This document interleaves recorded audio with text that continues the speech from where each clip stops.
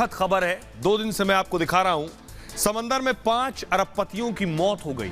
कल ऐसी आशंका जताई जा रही थी कि ऐसा हो सकता है 1 2 3 4 5 ये 5 लोग जो इस सबमरीन में गए थे। ये देख रहे हैं कुछ इस तरह से इस सबमरीन में जाने का तरीका था। ऐसे अंदर बैठ कर जाते थे, आगे ग्लास लगा है, आगे दिखाई देता था समंदर के अंदर क्या है। अगली तस्वीर दिखाई जरा। उन्हें रेस्क्यू करने की भरपूर कोशिश की गई। ये देख रहे हैं बड़े बड़े वेसल्स पानी में उतार दिए गए, शिप उतार दिए गए। इससे बड़ा रेस्क्यू ऑपरेशन आज तक नहीं चलाया गया। आज तक दुनिया में इससे बड़ा रेस्क्यू ऑपरेशन नहीं हुआ, लेकिन किसी को बचाया नहीं जा सका है। अगली तस्वीर दिखाई जरा। ये आप देख रहे हैं इस टाइटैनिक शिप को जो समंदर के अंदर है, इसे देखने के लिए गए थे। और आपको बताऊं कि इस टाइटैनिक शिप के बहुत नजदीक इनके परखच्चे उड़ गए, पनडुब्बी फट गई। जरा रिपोर्ट देखिए।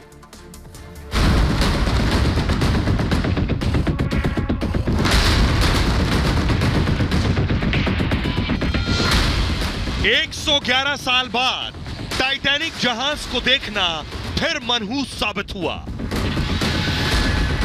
पनडुब्बी में सवार 5 अरबपति जो टाइटैनिक जहाज के मलबे को देखने के लिए निकले थे, उनको नहीं मालूम था कि उनकी ये यात्रा उनकी जिंदगी की आखिरी यात्रा साबित होगी। पनडुब्बी समंदर के अंदर 4000 मीटर की गहराई में विस्फोट का शिकार हो गई और 5 अरबपति मौत के मुंह में समा गए। अब टाइटन पनडुब्बी बनाने वाली कंपनी ओशन गेट पर भी सवाल खड़े हो रहे हैं। बिना पुख्ता सुरक्षा इंतजाम के कैसे लोगों को टाइटैनिक दिखाने का सपना दिखा रहे हैं।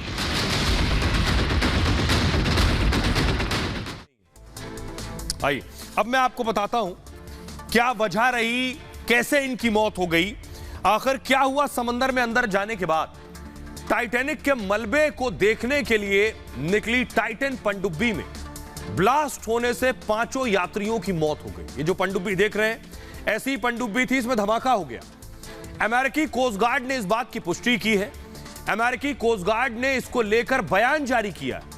पनडुब्बी का मलबा टाइटैनिक से थोड़ी दूरी पर मिला। जो टाइटैनिक का जहाज समंदर के अंदर पहले से था, इस पनडुब्बी के फटने के बाद इसका मलबा भी वहीं आसपास पड़ा था।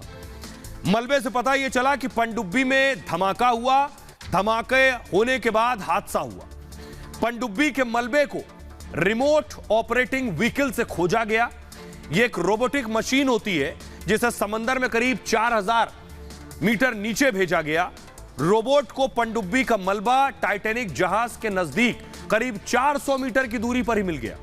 माना जा रहा है कि जहाज से संपर्क टूटने के बाद ही पनडुब्बी में विस्फोट हो गया था।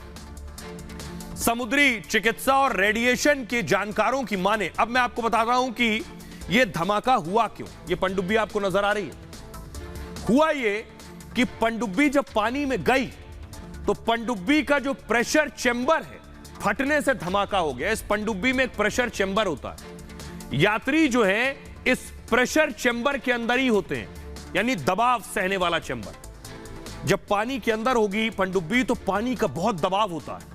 प्रेशर चेंबर, पनडुब्बी में एक प्रेशराइज गैस सिस्टम भी होता है और प्रेशर चेंबर उस प्रेशर को बैलेंस करता है, जिसके चलते यात्रियों को सांस लेने में भी मदद मिलती है। जहां मलबा मिला है वहां 60,000 पाउंड प्रति इंच का प्रेशर है। अब सोचिए जरा, 60,000 पाउंड प्रति इंच। यह दबाव सतह के दबाव की तुलना में 390 गुना ज्यादा है। ऐसे में कुछ मिली सेकेंड में ही पनडुब्बी टुकड़ों में बट गई। पनडुब्बी में सवार लोगों के चिथड़े उड़ गए।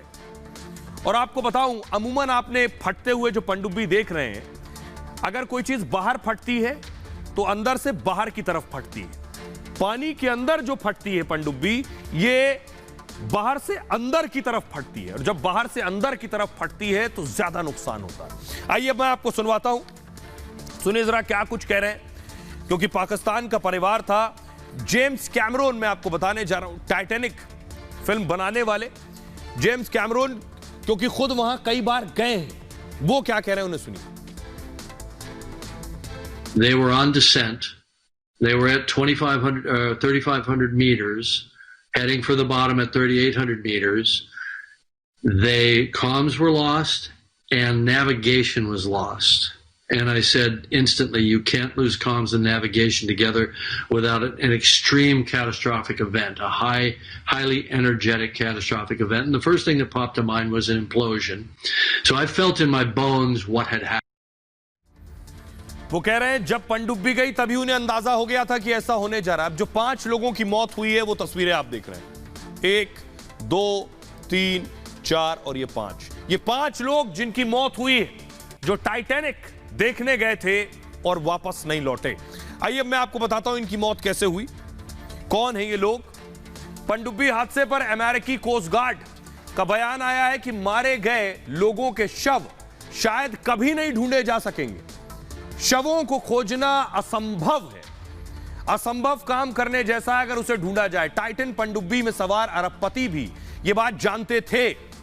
ओशन गेट कंपनी जो इस पनडुब्बी का मलबा दिखाने ले जाती है, यानी ओशन गेट जो टाइटैनिक शिप है उसका मलबा जो दिखाने ले जाती है, अवशेष, वो पहले सभी यात्रियों से एक दस्तावेज पर हस्ताक्षर कराती है, सिग्नेचर, कि पानी के नीचे ले जा रहे हैं, उससे पहले साइन कर दो दस्तावेज पे, जिसमें यात्रा के खतरों के बारे में पूरी जानकारी दी जाती है कि अगर अनहोनी हो गई तो कंपनी की कोई जिम्मेदारी नहीं है। टाइटन में सवार लोगों को भी जोखिम की जानकारी थी। इसमें कौन कौन लोग थे देखिए जरा। इसमें शहजादा दाऊद थे। शहजादा पाकिस्तान के एग्रो कॉरपोरेशन के उपाध्यक्ष हैं, जो पाकिस्तान के सबसे बड़े समूहों में से एक है, और ऑटोमोबाइल, ऊर्जा, डिजिटल के बिजनेस में भी है ये।